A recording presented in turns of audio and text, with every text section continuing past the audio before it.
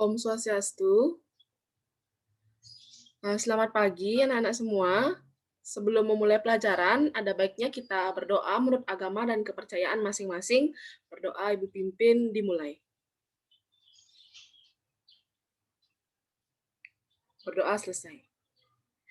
Baik nak, bagaimana kabar kalian hari ini? Apakah semuanya sehat? Sehat, Ibu. Sehat, Ibu. Oke, bagus Sehat, ya, Ibu. kalau semuanya sehat. Apakah ada yang tidak hadir pada hari ini? Rina, Ibu. Oh, Rina ya. Jadi dia sudah menghubungi Ibu juga. Baik nak, karena hari ini kita akan mempelajari tentang sel. Nah, adapun tujuan pembelajaran kita pada hari ini yaitu setelah kita melakukan pengamatan dan diskusi, kalian mampu menyebutkan organel sel hewan dan tumbuhan beserta fungsinya, serta menemukan di mana letak perbedaannya. Sebelum menuju topik, Ibu ingin bertanya kepada kalian semua. Pernahkah kalian berpikir tentang hal apakah yang bisa membuat atau hal apakah sebagai dasar penyusun bagian tubuh makhluk itu sendiri? Silakan, Nak. Apakah ada yang bisa menjawab? Ya, Ibu lihat ada Nak Liza yang mengangkat tangan. Coba Nak Andi terlebih dahulu, apakah bisa mendengar Ibu? Bisa, Bu. Bisa, silahkan kemukakan pendapatnya, Nak. Menurut saya, dasar penyusun makhluk hidup itu adalah jaringan, Ibu. Memang benar, Nak, namun ada hal yang paling mendasar lagi sebagai penyusun makhluk hidup itu sendiri. Mungkin tadi Nak Liza ingin mengumumkan pendapatnya. Silahkan. Baik, Ibu. Terima kasih. Jadi berdasarkan apa yang saya ketahui, dasar penyusun makhluk hidup yaitu sel, Ibu. Yang paling dasar sel. Andi. Benar sekali ya, Nak. Jadi jawaban Nak Andi tidak salah, namun kurang tepat sedikit lagi. Nah, jaringan tersebut tersusun atas sel-sel ya, Nak. Tapi terima kasih sebelumnya karena kalian berdua sudah mau mencoba menjawab pertanyaan Ibu. Baik, sebelumnya Ibu sudah membagikan lembar kerja siswa kepada kalian. Ibu minta salah satu kelompok untuk men-share screen hasil diskusi kalian kemarin. Silakan. Siapa yang ingin memaparkan jawabannya? Mohon izin, Ibu. Oh ya, silakan dari kelompoknya Nak Restu. Mohon izin share screen terlebih dahulu, Ibu.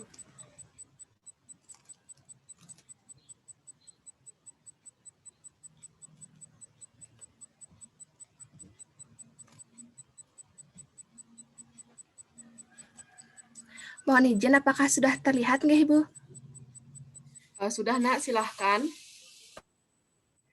Jadi, terima kasih atas kesempatannya. Mohon izin, kami dari kelompok 2. Adapun anggota dari kelompok 2, saya sendiri, Niwayan Restu Mahendri, kemudian ada Nika Dek Putri Aca Ningsih, ada Nur Hadiani Riza Putri, dan ada Nimade Rina Puspita Dewi.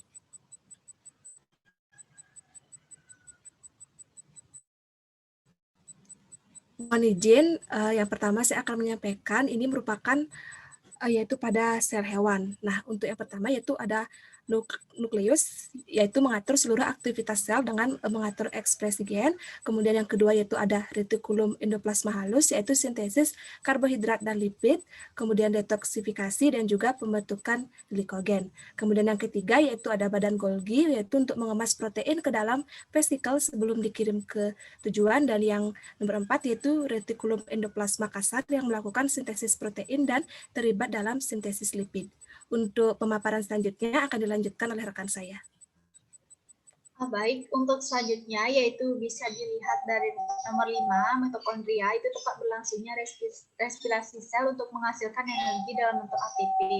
Kemudian untuk yang nomor 6 itu adalah membran plasma, di mana berfungsi untuk mengatur lalu lintas berbagai zat yang keluar dan zat yang masuk dari dan ke dalam sel secara selektif permeabel.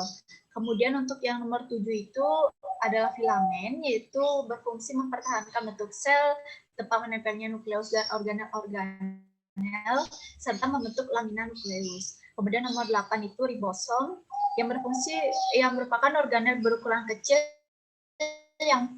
dan padat yang menjadi tempat utama sintesis protein. Kemudian untuk yang nomor 9 itu adalah vakuola, di mana berfungsi untuk menjaga keseimbangan cairan dalam sel. Kemudian yang terakhir nomor 10 itu bisa dicermati adalah lisosom yang berfungsi untuk mencegah kebocoran dari enzim. Baik, sekian dari saya, dilanjutkan oleh rekan saya.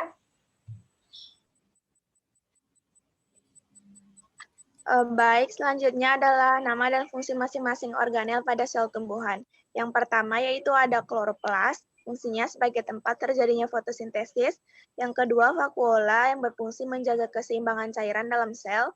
Yang ketiga, nukleus yang berfungsi mengatur seluruh aktivitas sel dengan mengatur ekspresi gen.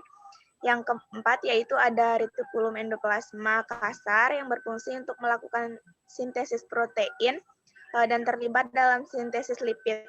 Kemudian yang kelima yaitu ada retikulum endoplasma halus yang berfungsi untuk sintesis karbohidrat dan lipid, detoksifikasi, dan pembentukan glikogen. Yang keenam yaitu ada membran sel yang mengatur zat yang keluar masuk ke dalam sel. Selanjutnya akan dilanjutkan oleh teman saya. Baik, mohon izin Ibu, saya mewakili untuk teman saya Turina. Kemudian yang ketujuh yaitu ada cheese whiz yang merupakan bagian dari badan Golgi yang berfungsi yaitu peran utamanya dalam mengangkut zat kimia di dalam dan juga keluar dari sel. Kemudian yang ke-8 yaitu ada lumen yang merupakan bagian dari badan Golgi yang berfungsi untuk peran utama dalam mengangkut zat kimia di dalam dan juga keluar dari sel. Yang ke-9 ada dinding sel yaitu dapat menentukan bentuk, kekuatan, serta dukungan terhadap tumbuhan. Kemudian yang nomor 10 ada sitoskeleton, yaitu jaringan protein yang menjadi kerangka sel untuk mendukung struktur dan aktivitas dalam sel. Kemudian ada plasmodesmata yang merupakan saluran sempit pada dinding sel tumbuhan yang menjadi jembatan antara sel yang bersebelahan untuk kepentingan komunikasi dan transportasi badan antar sel. Kemudian yang nomor 12 yaitu mitokondria yang merupakan tempat berlangsungnya respirasi sel untuk menghasilkan energi dalam bentuk ATP, dan yang terakhir itu ada versi 4 penyimpanan makanan. Baik, sekian untuk pemaparan dari kelompok kami. Mohon izin untuk stop share screen. Baik, untuk teman yang lain, apakah ada yang memiliki pertanyaan? Mohon izin bertanya. Nggih, silakan Siska. Jadi mengapa pada sel tumbuhan memiliki dinding sel sedangkan sel hewan tidak memilikinya? Terima kasih. Baik, terima kasih atas pertanyaannya dari Siska. Untuk teman-teman yang lain, apakah ada yang ingin memberi pertanyaan? Saya persilahkan.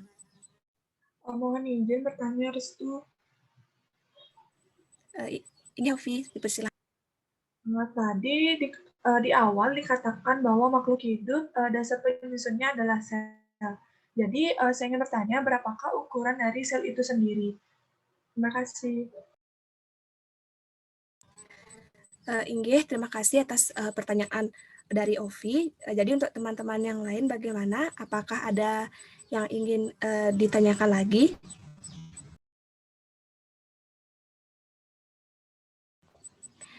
Baik, jadi sambil menunggu, mohon izin Ibu kami melakukan diskusi terlebih dahulu.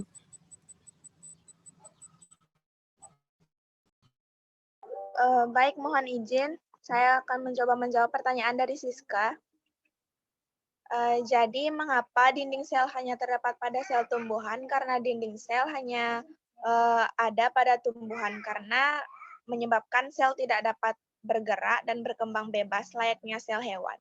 Dinding sel tersusun atas selulosa yang keras. Bagaimana Siska? Apakah bisa diterima? Bisa, Liza. Terima kasih. Siska.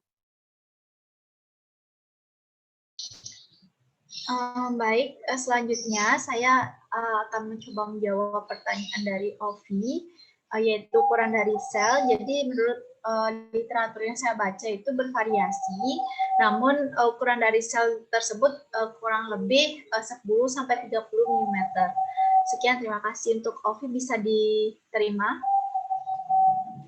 Oke, bisa. Terima kasih. Terima kasih. Inggih, untuk teman-teman yang lain, apakah ada yang ingin bertanya lagi?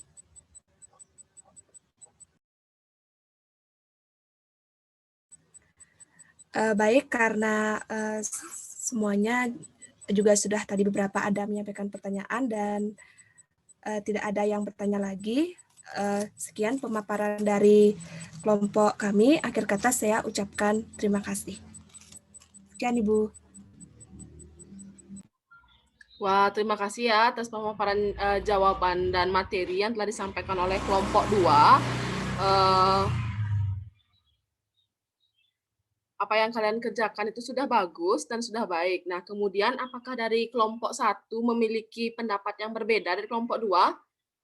Mungkin Nak Andi sebagai perwakilan dari kelompok 1, apakah memiliki pendapat yang berbeda? Silahkan, Nak. Baik Bu, jadi dari kelompok kami pas Bu, karena jawaban kami dengan kelompok 2 hampir sama Bu. Oke, baiklah Nak, kalau begitu bagus kalau sudah sama ya. Lalu apakah masih di antara kalian ada yang belum paham tentang materi kita hari ini? Silahkan kalau ingin bertanya.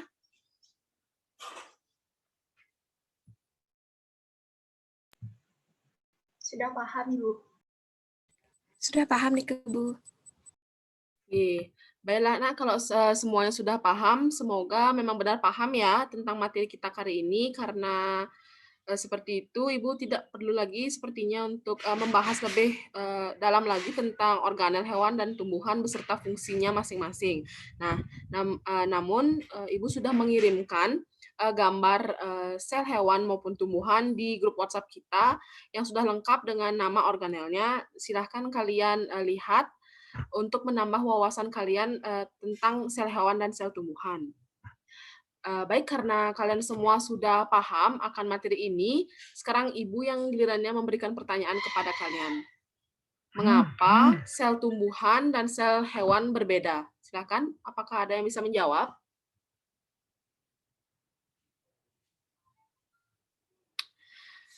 Bagaimana Ibu minta bantuannya kepada Nak Febri, yang sepertinya dari tadi tidak ikut berpartisipasi untuk menjawab pertanyaan ya Nak. Silakan Nak Febri. Baik, Ibu. Jadi, sepengetahuan saya, mengapa kedua sel tersebut berbeda? Karena organel penyusun sel tersebut berbeda sesuai fungsi dan kegunaan yang dibutuhkan oleh makhluk hidup. Sekian, Ibu. Nggih, Nak, sudah baik. Apakah dari teman yang lain ada yang ingin memberikan pendapatnya mengenai pertanyaan Ibu tadi?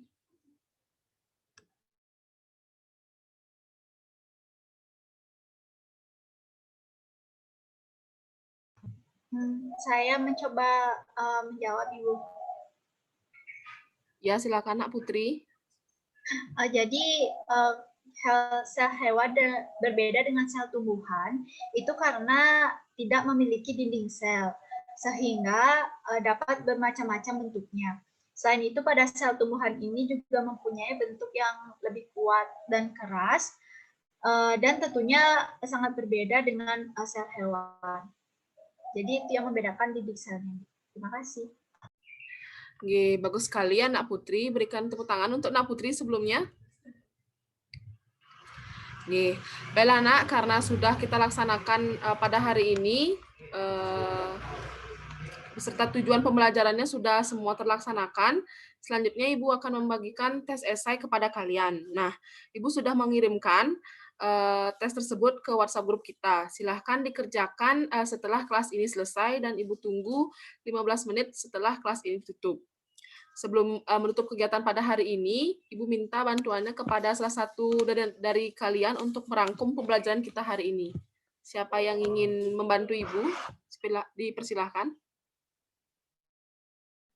Saya Bu. Ya, silahkan Andi. Jadi mohon izin untuk membantu merangkum pembelajaran hari ini. Jadi sel merupakan unit terkecil penyusun makhluk hidup. Nah, sel dibagi menjadi dua, yaitu sel tumbuhan dan sel hewan yang berisi organel dengan fungsinya masing-masing. Nah, perbedaan antara kedua sel tersebut terdapat pada dinding sel kloroplas yang tidak dimiliki oleh sel hewan. Sekian Bu dari saya. Terima kasih ya Nak. Sebelum mengakhiri kegiatan ini, mari kita berdoa menurut agama dan kepercayaan masing-masing. Untuk doa, langsung Ibu pimpin, dipersilahkan.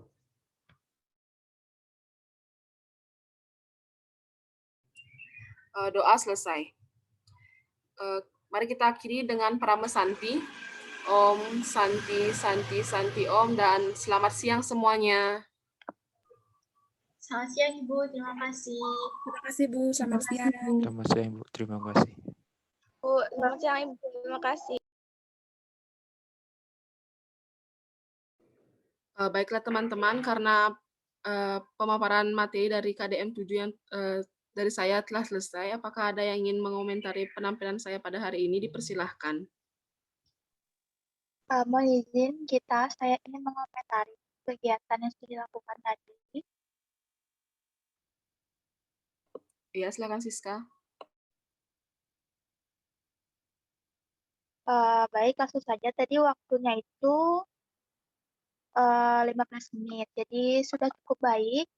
Waktunya pas sama pembelajaran tadi. Selain itu, beberapa komponen juga tadi saat membimbing diskusi kecil itu sudah dilakukan oleh guru, seperti menimbulkan pertanyaan, menggunakan beberapa contoh, lalu memberi dukungan pada siswa juga. Merangkum beberapa pembelajaran tadi juga sudah dilakukan dengan baik. Lalu mungkin ada beberapa saran yang saya akan berikan. Mungkin tadi Gita tadi saat